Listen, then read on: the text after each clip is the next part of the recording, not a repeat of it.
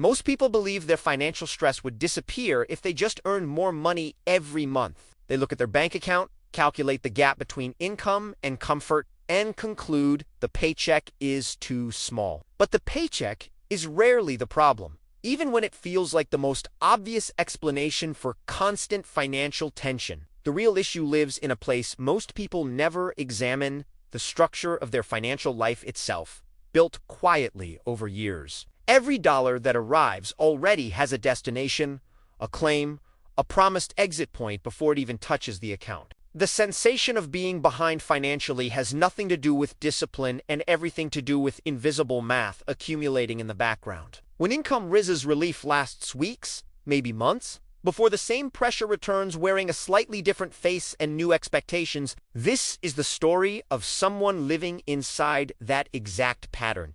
Someone who does everything society calls responsible but still feels trapped. Ethan Miller doesn't have a spending problem. He has a life where the paycheck arrives already exhausted before a single decision is made. At 34 years old, he works a stable job, pays every bill on time, and can't understand why nothing ever improves. Ethan grew up watching his parents work hard, pay bills, and treat financial stability as the ultimate achievement worth sacrificing for. Money was never discussed as something to build with, only as something to manage carefully until the next paycheck arrived safely. He learned that being good with money meant avoiding obvious mistakes, not buying things you can't afford, and staying employed consistently. No one ever taught him to question whether the structure itself was sustainable or whether all obligations deserved equal priority. He believed that doing everything right would naturally lead to financial comfort. That responsibility alone guaranteed progress over time. Ethan doesn't chase luxury or status. He just wants to feel like his effort is building towards something measurable and real. But every month ends the same way.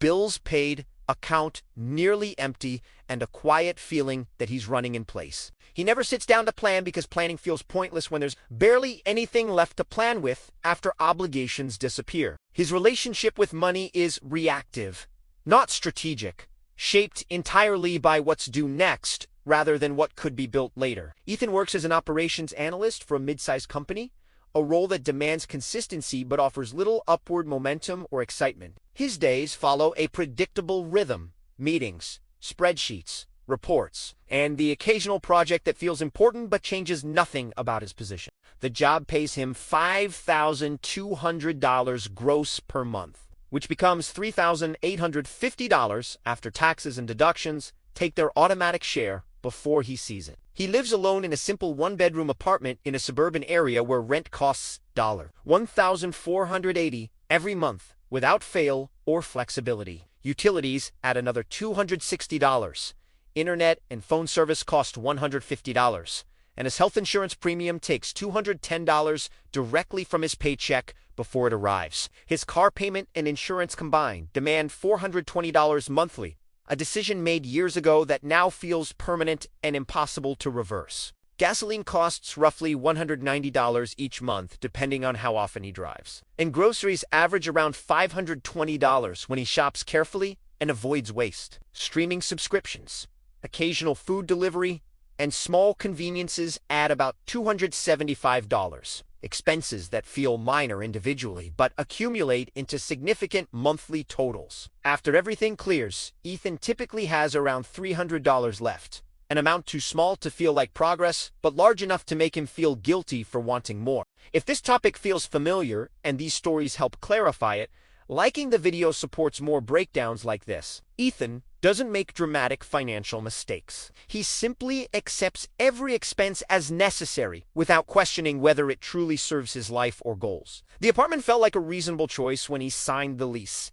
centrally located and safe, but he never calculated how much of his income it consumed. He pays $1,480 for rent because that's what apartments cost in areas he considers acceptable, never exploring whether cheaper options could work temporarily. The car payment of $420 monthly seemed manageable when he financed it, spread across years, but now it feels like a chain he can't break. He justified the purchase by telling himself he needed reliable transportation for work, which was true, but a cheaper vehicle would have served the same purpose. Groceries cost $520 monthly because he shops without a strict plan, buying what seems reasonable in the moment rather than optimizing for cost and nutrition. Food delivery happens once or twice weekly when he's tired, adding $80 to $100 monthly. Small amounts that feel harmless but accumulate relentlessly over time.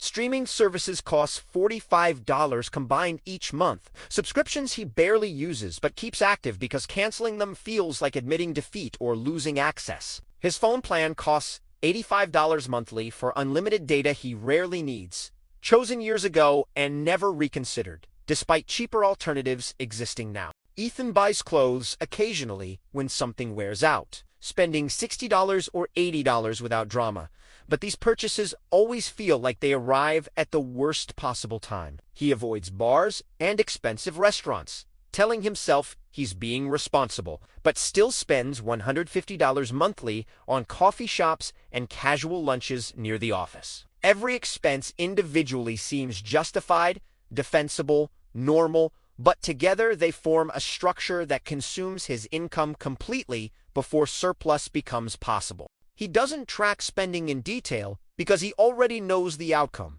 Everything gets spent, and examining the details feels like pointless self-punishment. When unexpected costs appear, a car repair for $320 or a medical copay for $180, Ethan covers them by draining whatever small buffer existed that month. The pattern repeats every single month with mechanical precision. Paycheck arrives, obligations clear automatically, and whatever remains feels too small to matter or protect. Ethan tells himself he'll save next month when things calm down, but next month always brings its own version of the same financial pressure. He lives in a cycle where income and expenses are perfectly balanced, leaving no room for error, growth, or the unexpected reality of life. Every raise he's received over the past 5 years, about $400 total annually, disappeared into slightly higher rent and gradual lifestyle inflation he barely noticed. He upgraded his apartment once, added a streaming service, ate out slightly more often, and the extra income vanished without creating any lasting financial improvement. The $300 monthly surplus he protects carefully never accumulates into anything meaningful because something always arrives to claim it before it can compound into security. Ethan checks his bank account multiple times weekly, not to plan or strategize, but to confirm he's still okay until the next paycheck arrives. He experiences financial fatigue constantly, a low-grade stress that never peaks into crisis but never disappears either, just hums quietly in the background. The exhaustion comes not from deprivation but from the feeling that no amount of caution or effort will ever translate into visible progress or breathing room. Someone Ethan's age, earning the same $3,850 monthly, but living with a roommate would pay $740 in rent instead of $1,480,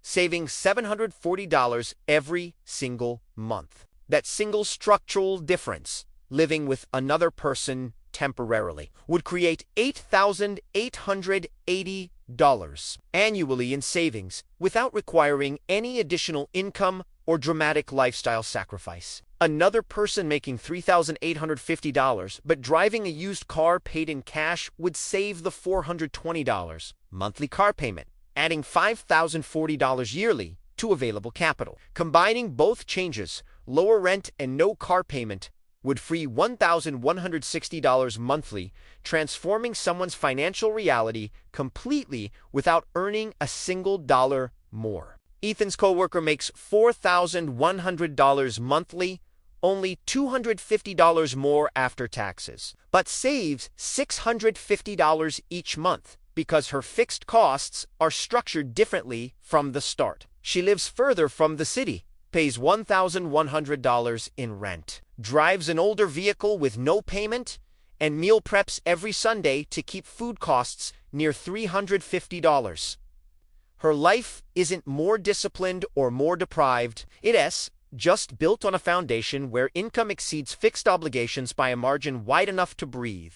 The difference between financial stress and financial stability often has nothing to do with income levels and everything to do with structural expense ratio. Ethan earns enough to live comfortably, but his comfort is designed in a way that consumes everything, leaving no room for the future or the unexpected. One evening, Ethan sits at his kitchen table staring at his bank balance. Not with panic, but with a quiet realization that nothing will change by itself. He opens a basic spreadsheet and lists every fixed expense, every automatic payment, every recurring cost that disappears from his account without requiring a single decision. Rent, car, insurance, utilities, subscriptions, groceries, and gas add up to $3,550 monthly, leaving only $300 from his $3,850 income for everything else, including emergencies. The math is simple and brutal. He has been living on a structure where 92% of his income is claimed before he makes a single discretionary choice. You don't need a finance degree to see that no amount of discipline can create savings when the foundation itself leaves no margin for anything beyond survival. Ethan realizes the problem isn't his paycheck, it's that his life costs almost exactly what he earns, a design that worked until it stopped working. He understands now that every expense made sense individually, but together they formed a system that guaranteed stagnation regardless of effort or intention. The awareness doesn't arrive with shame or regret, just clarity. His financial structure was built for someone earning $5,000 monthly, not $3,850 after taxes. He sees for the first time that increasing income wouldn't solve this. It would only delay the same problem until expenses rose to meet the new level. Ethan decides to redesign his financial structure, starting with the largest fixed costs that consume the majority of his monthly income without negotiation. He researches apartments in neighborhoods 15 minutes further from work and finds units renting for $1,100, saving $380 monthly without sacrificing safety or basic comfort. Moving requires upfront costs and effort, but the permanent reduction in his largest expense would free $4,560 annually, changing his financial reality immediately and irreversibly. He examines his car situation and calculates that selling it, paying off the remaining balance, and buying a $7,000 used vehicle would eliminate the $420 payment. The transition would cost him about $2,500 up front after the sale. But within 6 months, the savings would recover that cost and continue accumulating indefinitely. Ethan cancels 2 streaming services he rarely uses, downgrade his phone plan to a $45 option, and commits to cooking 6 days weekly to reduce food costs. These smaller changes save an additional $180 monthly, not transformative alone, but meaningful when combined with the structural adjustments to rent and transportation. He creates a new rule. Before any recurring expense is added, it must be justified not by convenience, but by whether it supports a specific, measurable goal. Ethan sets up automatic transfers of $900 monthly into a separate savings account, money that moves the day his paycheck arrives before he can spend it. After implementing the changes, Ethan's new monthly structure allocates $1,100 to rent, $190 to gas, $352 groceries, and eliminates the $420 car payment entirely. His total fixed costs drop from $3,550 to $2,470 monthly, creating $1,080 in margin where previously only $300 existed after all obligations cleared. He directs $900 monthly into savings automatically, leaving $480 for discretionary spending, flexibility, and small, unexpected costs without touching the protected savings buffer. In 12 months, Ethan will accumulate $10,800 in savings, an emergency fund that covers nearly 3 months of his new reduced expenses with room remaining. That buffer transforms his relationship with money completely. Car repairs become inconveniences instead of crises, and medical copays no longer drain his entire monthly margin. The $10,800 also represents options, the ability to take a calculated career risk, invest in education, or simply sleep better knowing financial collapse isn't one expense away. Over 5 years, if Ethan maintains this structure without lifestyle inflation, He'll save $54,000 while still living comfortably and covering all necessary expenses without deprivation. That amount could become a down payment on a home, an investment portfolio generating passive income, or simply the foundation for a life no longer dictated by paycheck timing. The projection assumes no income increases, no windfalls, no luck. Just the compounding effect of structural design working with his existing earnings instead of against them. Ethan's paycheck didn't change, but the life it funds became sustainable because the structure finally matched the reality of what he actually earned monthly. The apartment is smaller and further away, the car is older and paid off, and the conveniences are fewer, but the financial pressure disappears almost immediately. He no longer opens his banking app with dread, no longer counts days until payday, and no longer feels like he's failing despite doing everything right. The problem was never about earning more or spending less in some vague aspirational sense. It was about mathematical alignment between income and fixed obligations. Nothing changed overnight, but the numbers finally started moving in the same direction as the life being built.